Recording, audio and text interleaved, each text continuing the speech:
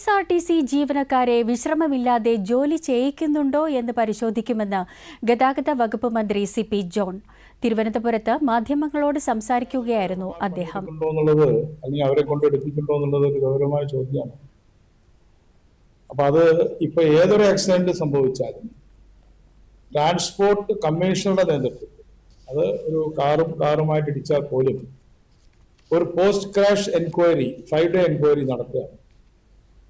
കുന്നംകുളത്ത് ഉണ്ടായ അപകടം, കൊട്ടാരക്കരയിൽ 3 പേര് മരിച്ച അപകടം, അതൊക്കെ തന്നെ പോസ്റ്റ് ക്രാഷ് എൻക്വയറിക്ക് നമ്മൾ ഉത്തരവിടേണ്ട ആവശ്യമില്ല. അതൊരു SOP ആയിട്ട് സ്റ്റാൻഡേർഡ് ഓപ്പറേറ്റിംഗ് പ്രാക്ടീസ് ആയിട്ട് കൊണ്ടുവരിക. KSRTCയുടെ അപകടം ഈ അടുത്ത കാലത്ത് നമ്മുടെ നെന്മാറ മണ്ഡലത്തിൽ ഉണ്ടായി. അവിടെയും ഒരു വനിതയാണ് മരിച്ചത്. പക്ഷെ ഇതിപ്പോ KSRTCയുടെ 2 ആളുകൾ മരിച്ചിരിക്കുക. അതേസമയം ടിപ്പർ ലോറി ഇടിച്ച് മരിച്ചതിൽ ഒരു KSRTC ജീവനക്കാരനുണ്ടായിരുന്നു കൊട്ടാരത്തിൽ. ജീവനക്കാർക്ക് വിശ്രമം ലഭിക്കുന്നില്ല എന്നുള്ള തരത്തിലുള്ള പരാതികൾ ലഭിക്കുന്നുണ്ട്. വിവരം KSRTC MDയെ അറിയിച്ചിട്ടുണ്ടെന്നും പരിശോധന നടത്തി വരികയാണെന്നും CP ജോൺ പറഞ്ഞു.